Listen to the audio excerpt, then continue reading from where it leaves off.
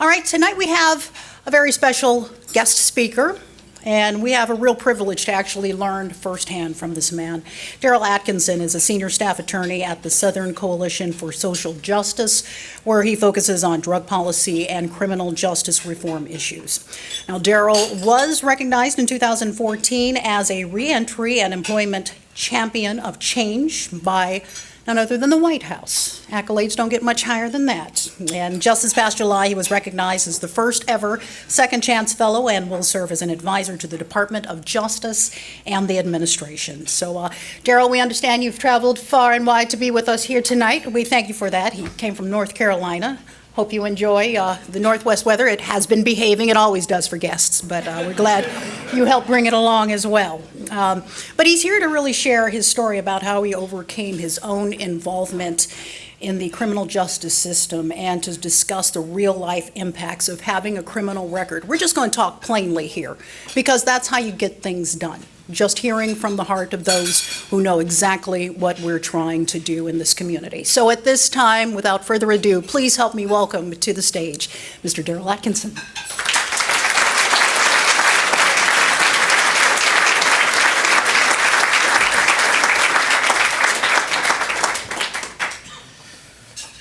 So I'm going to pull out this phone to help me stay on time. They gave me a certain amount of time, and I don't want to abuse the privilege, but I do consider it an honor and thank all of the folks affiliated with Pioneer for inviting me to be with you all this evening.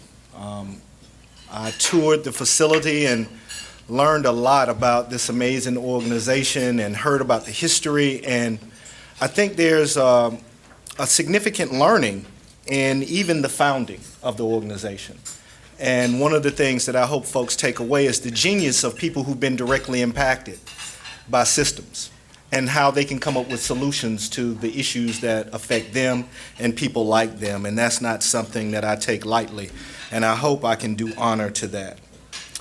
I want to compliment the work of Pioneer. I mean, as someone who has his finger on the pulse of this work nationally, this is my first time hearing about the organization. And I'm like, why is this one of the best kept secrets in the country?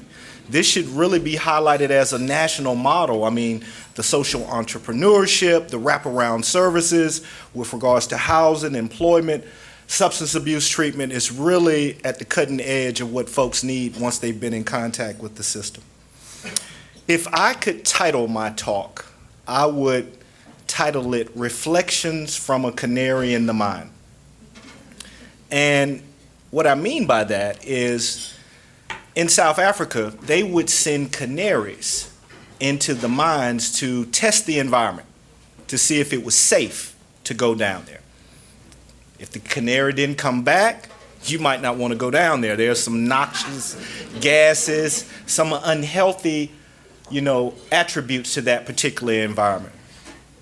And I like to think of myself as one of those canaries. But before we start talking about the environment, what are some of the characteristics of the mine? It's dark, it's unpleasant, but if you put a little elbow grease down there, you can really mine some valuable jewels. And I want you to keep that as a placeholder as I continue with my story. As I said, I like to think of myself as one of those canaries in the mines. And one of the things that I want to share with you tonight is just kind of broad landscape of the environment. The environment of our prisons, the environment of our current state of reentry, and really what I think is telling an environment of our society. What does it tell about us today? That we got 2.2 million people in a cage. And I use those descriptors very intentionally because anybody who's ever been in a cage knows that that 8 by 11 isn't a very accommodating space. We got 65 million people, between 65 and 71 million people with a criminal record. We have 5% of the world's population, but we have 25% of the world's prisoners.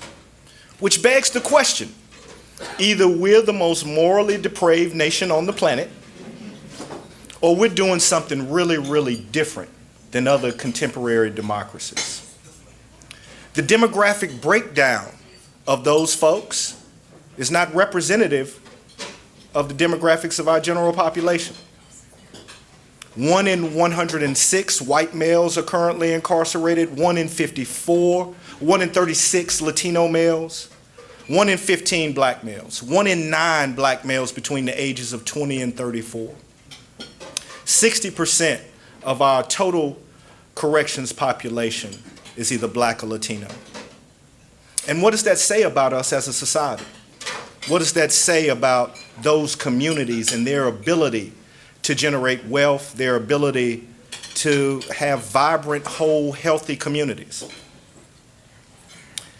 So some of these indicators of our external environment don't paint a very healthy picture. And I use the word indicators intentionally because I know we have a multidisciplinary group, and I kind of let the data and the outcomes kind of tell the story themselves. So folks who are economists, for example, we have a number of economic indicators to tell us the health of our particular system. We look at NASDAQ, we look at GDP, we look at unemployment rates, and that gives us a picture of how well our economy is performing.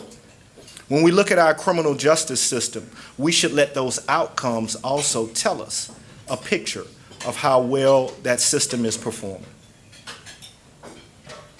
In 1996, I pled guilty to a first-time nonviolent drug crime. I was sentenced to 10 years in prison. I served a mandatory 40 months on that 10-year sentence. I went into prison with a high school diploma. I came out with a high school diploma.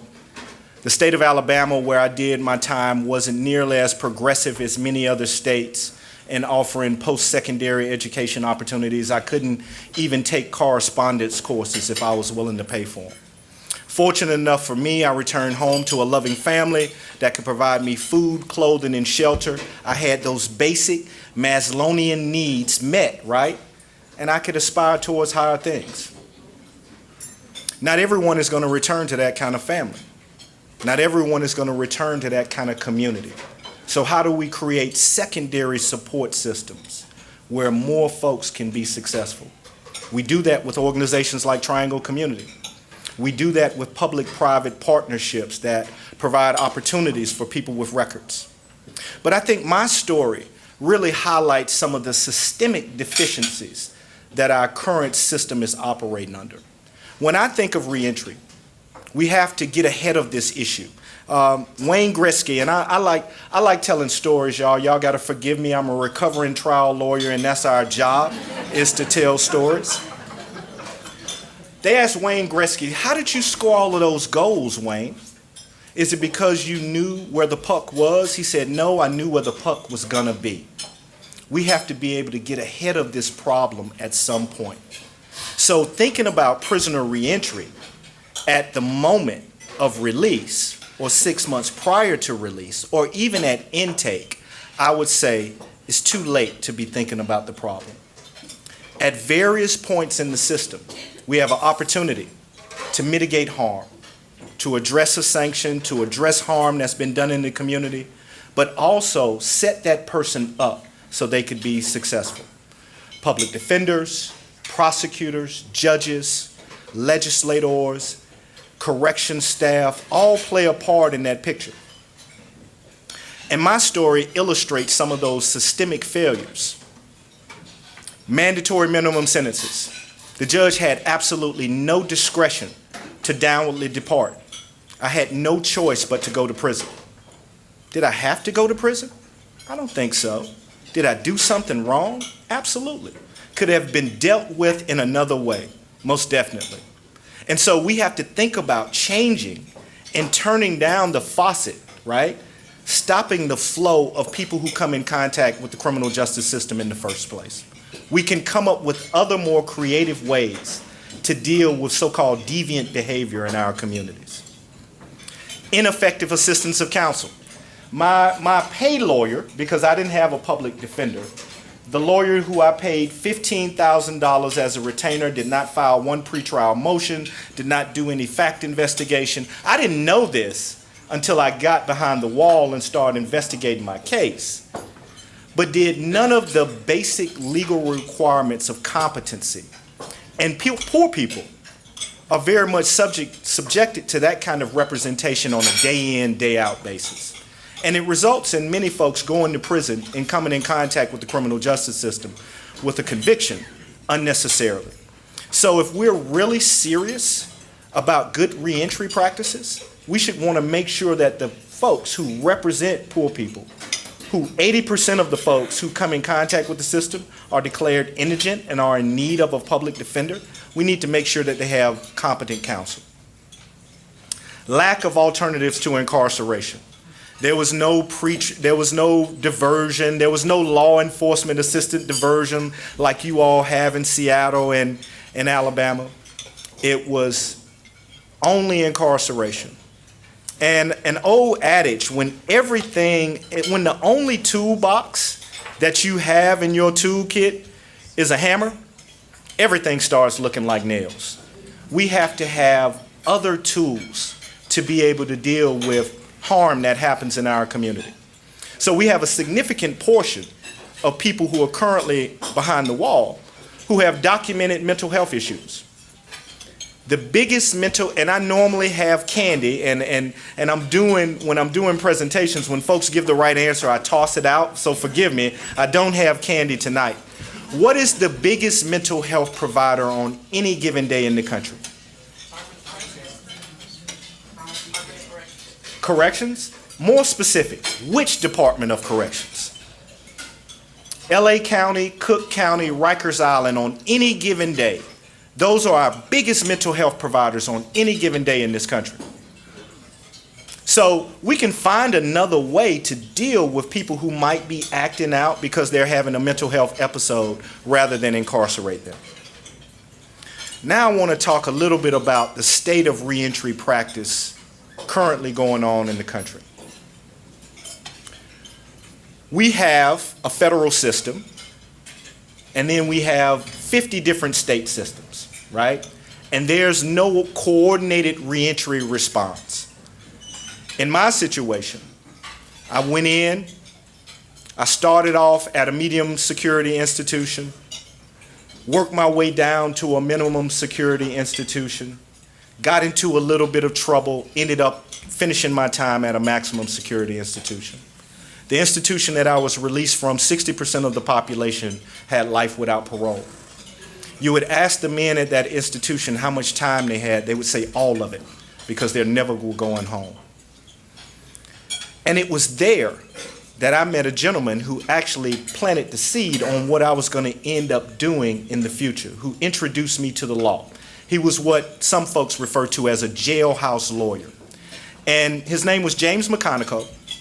And James was really good at getting men out of prison who had their probation or their parole had been wrongfully violated. They were technically violated and they shouldn't have been. And so a lot of people wanted James to work on their cases. And James used his legal skills as an opportunity to really transform lives. And I can remember this one particular episode. I'm in his cell. We're having a conversation.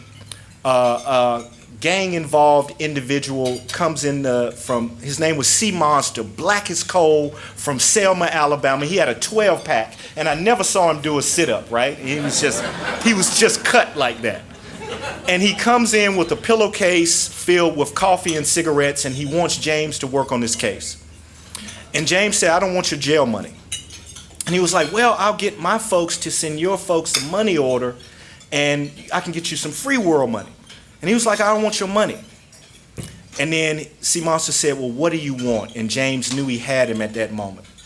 He said, I want you to learn the first 10 amendments to the Constitution, the Alabama Rules of Civil Procedure, the Alabama Rules of Evidence, the Alabama Rules of Criminal Procedure, and I want you to go do political education with Brother Mafundi, and after you do some of that, come back and I'll work on your case. And also, I want you to drop your colors. No more gang banging in the cell block. No more beating up your fellow brothers behind the wall over petty beefs. And many of the men would go and find someone else to work on their case, but many of them stuck. And on any given day in that institution, when yard call, when we could go out and play, if you will, instead of going to lift weights or going to play basketball, you would see 40 or 50 men walk into the law library, and James essentially created a firm behind the wall. And it was there that I saw the transformative power of direct services and also of how legal skills could be used to change lives. And I wanted to be able to do that on the outside. So my reentry story also tells, the corrections part of my reentry story also highlights some other systemic failures. And when you think of these systemic failures, just flip the coin, because there's a policy prescription to the bad outcomes that I'm talking about. Lack of meaningful educational opportunities. See, I went into prison at the height of the war on drugs, where we wanted to just punish folks to no end, and ended Pell Grant opportunities for people inside where they could pursue post-secondary education. And that happened under the Clinton regime.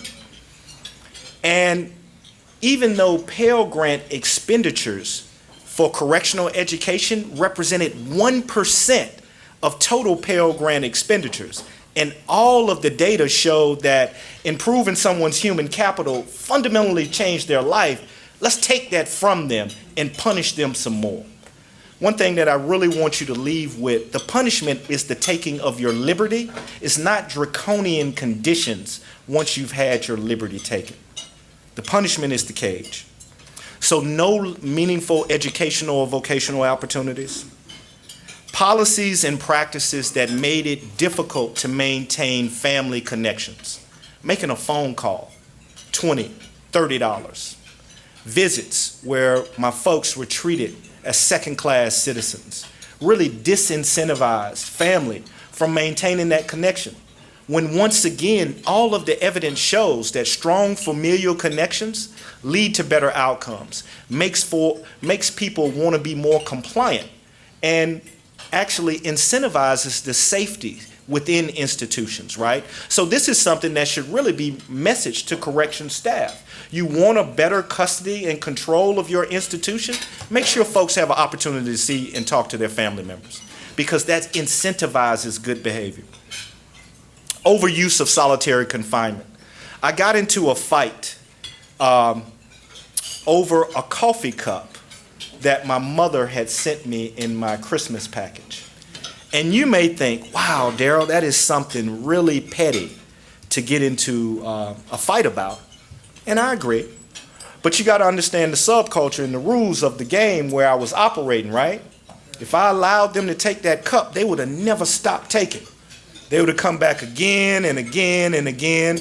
So the rules of that subculture required me to stand my ground. And the inmate to guard ratio was about 1 to 75.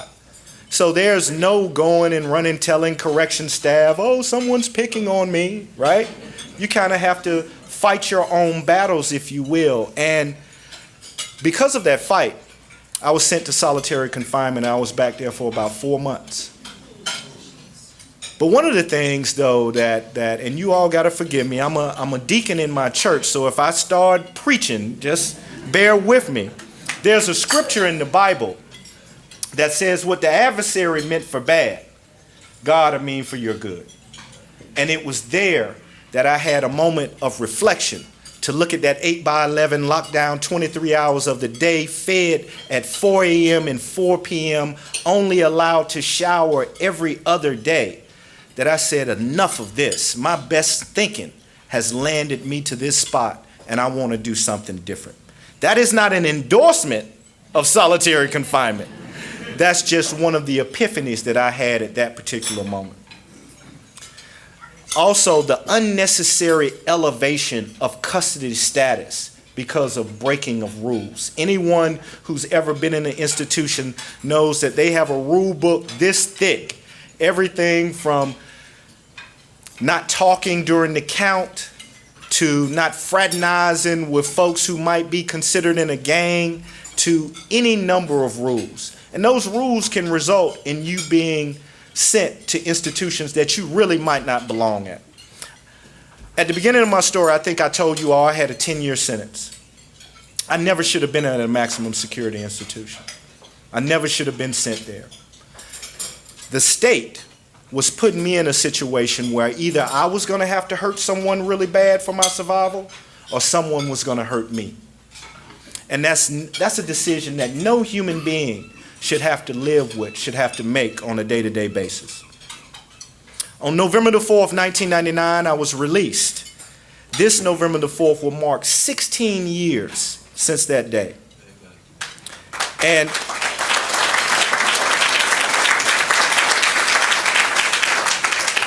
this is where my story gets a little bit atypical. My mom and my stepfather, they came and picked me up. They rented a Lincoln Town car to come pick me up. Now, both of them had operating vehicles, right? And I queried them and asked them, why did you rent that town car to come pick me up? And they said, we wanted you to leave that place in class. We wanted you to know that this was the start of a new beginning. And once again, my biblical reference is very much like the prodigal son, right? So when the prodigal son came home, they slaughtered the fatted calf and they gave him a robe of colors. You know, my fatted calf was Waffle House. But, you know, it was that was the first meal I ate, and it did not agree with me at all. It went straight through me. I mean, man, I know that's TMI, right? And they took me shopping, and, you know, that was my robe of colors. Imagine if we as a society treated our folks like that. Imagine if we looked at them the same way that my family looked at me. And I would submit that we should. These are our community members. These are folks who we went to church with, who we played rec basketball with, who we have some degree of relationship with. And we should welcome them back and let them know that we expect great things out of you. And thinking about that, I really want you to think about the language that you use when you refer to people. So I don't consider myself an ex-offender or ex-convict or ex-felon. Those are pejorative labels in my mind, negative labels that seek to define me by some of my worst choices. I'm more than that.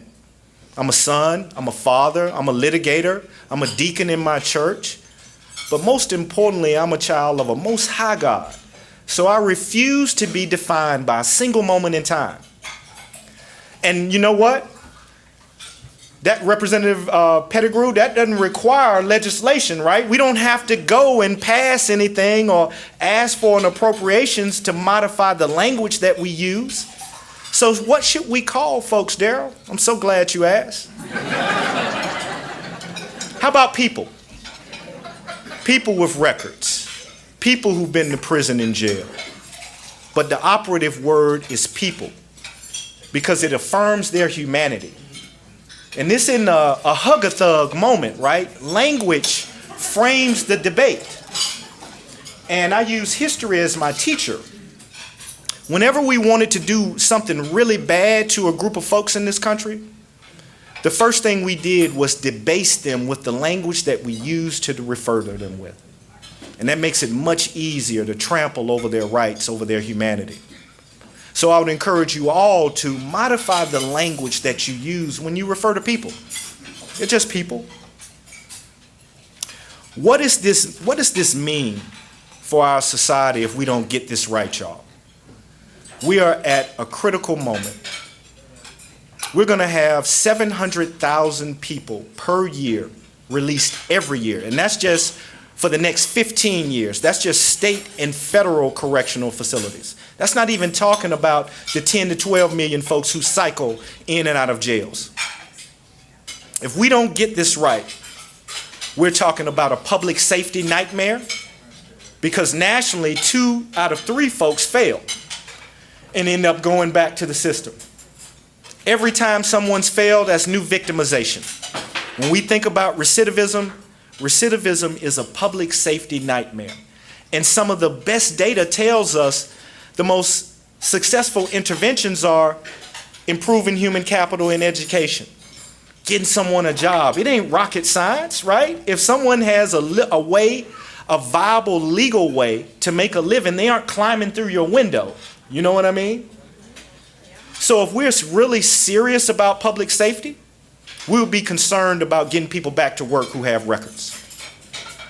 This is also an economic efficiency issue. We spend about $80 billion per year just on the corrections component. I'm not even talking about law enforcement and the adjudicative function. You're roughly over $100 billion. We can't afford this anymore. We got to do something different. Our addiction to incarceration as the social service of first response, we can't afford it. So we have to make some different choices. In addition, we're missing out on all of that human capital. One economic think tank estimated that we're losing between $50 and $65 billion in GDP contributions from people with records who can't contribute to the economy because they're shut out of the work environment. Lastly, this is a moral issue. What does it say about our country to have so many of our folks thrown to the trash heap of life, never having a second chance? America is the land of second chances. People, we are an immigrant story. People have come from all over the world to start anew. But we aren't allowing second chances to people with records in our own country. And it's hurting the economic vitality of this country. We're undergoing some huge demographic shifts. The baby boomer generation, some of you who I see because of some of the wisdom evidenced by the gray hair, is aging out of the workforce. I talked to 2 or 3 folks who were talking about, I've retired. And they made significant contributions to our economic vitality. They're aging out of the workforce. While at the same time, our country is getting browner. We're going to be a majority minority country by 2040 by some demographers' estimates. If Black and Latinos who are disproportionately represented in the criminal justice system, if they don't have access to opportunity, how are they going to build the human capital to replace that workforce? And that affects all of our 401ks. That affects GDP, which we use to pay for national defense, which we use to pay for infrastructure, which we use to pay for all of the freedoms and basic necessities of life that we take for granted, which really set us apart as a nation. Our economic vitality and identity as a nation is at risk if we don't solve this problem. So join me collectively in celebrating and supporting the pioneers of the world, in supporting progressive reentry policies and practices that our policymakers are trying to enact, by making opportunity available to all of our citizens. Thank you for your time, and thank you for the gracious welcome that I've received.